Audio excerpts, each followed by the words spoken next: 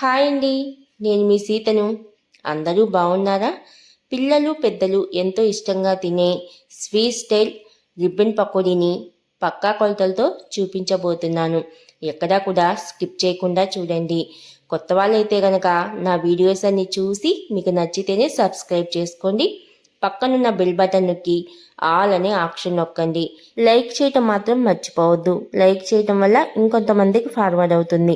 ఇప్పుడు తయారు చేసే విధానం చెప్తున్నాను. పొడి బియ్యం పిండి కేజీ తీసుకున్నాను. నేను కేజీ బియ్యం పిండికి సరిపడా కొలతలు చెప్తున్నానండి. దాన్ని బట్టి మీరు పెంచటమా తగ్గించడమా అనేది చూసుకోండి. నేను కేజీ బియ్యం పిండికి పుట్నాల పప్పు 100 గ్రాములు తీసుకున్నాను. వీటిని మిక్సీలో పొడి పట్టుకోవాలి. చాలా మెత్తగా పట్టుకోవాలండి. బియ్యం పిండి ఎంత మెత్తగా ఉంటుందో పుట్నాల పప్పును కూడా అంతే మెత్తగా పట్టుకోవాలి. జల్లించుకుంటే ఇంకా మంచిది. నేనైతే జల్లించుకునే పని లేకుండా బాగా మెత్తగా పౌడర్ లాగా పట్టేసుకున్నాను. జీలకర్ర వాము 2 కలిపి 3 టేబుల్ స్పూన్లు వేసుకున్నాను. 2 టేబుల్ స్పూన్ల కారాన్ని వేసుకుంటున్నాను. రుచికి సరిపడా సాల్ట్ని కూడా వేసుకోవాలి. ఈ మొత్తాన్ని ఒకసారి కలిపేసుకోవాలి. ఈ రిబ్బన్ పకోడీని ఒక్కొక్క ప్రాంతంలో ఒక్కొక్క పేరుతో పిలుస్తారండి. మా ప్రాంతంలో చెక్క పకోడీ అని కూడా పిలుస్తారు. మరి మీ ప్రాంతంలో ఏమని పిలుస్తారో కింద కామెంట్ సెక్షన్లో రాయటం మర్చిపోవద్దు. 100 గ్రాముల తెల్ల నువ్వుల్ని దూరగా వేయించుకొని పిండిలో వేసుకోవాలి.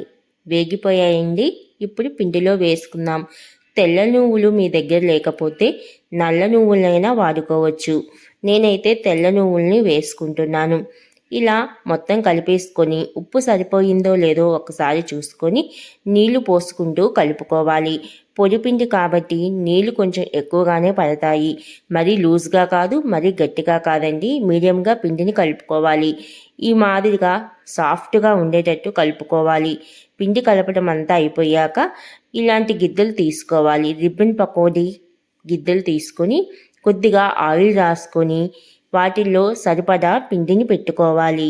పిండి పకోడీ బాగా రావాలంటే పిండి కలుపుకోవటంలోనే ఉంటుంది.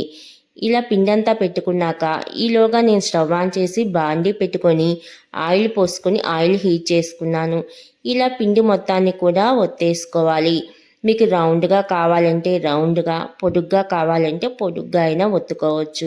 ఇలా పిండి ఒత్తుకున్నాక మీ దగ్గర అట్లకాడ కానీ పుల్ల కానీ ఉంటే ఒకసారి కదిలించండి. ఇలా కదిలియటం వల్ల చిన్న చిన్న పీసెస్గా కట్ అవుతాయి. మీకు అవసరం లేదు అనుకుంటే రౌండ్గా అయినా ఉంచుకోవచ్చు. మేమైతే ఇలా కదిలించి చిన్న చిన్న పీసెస్గా కట్ చేసుకుంటాము. వేగిపోయాయండి. లైట్ గోల్డ్ కలర్లో వస్తే సరిపోతుంది. తర్వాత కలర్ మారుతాయి. వేగటం కూడా తొందరగా వేగిపోతాయండి. నేను ప్లేట్లోకి అన్నీ తీసేసుకున్నాను. ఇలా ఒక్కొక్కటిగా వేసుకోవాలి. చూస్తుంటేనే నోరూరిపోతుంది కదండి. మీ అందరికీ నచ్చాయి అనుకుంటున్నాను.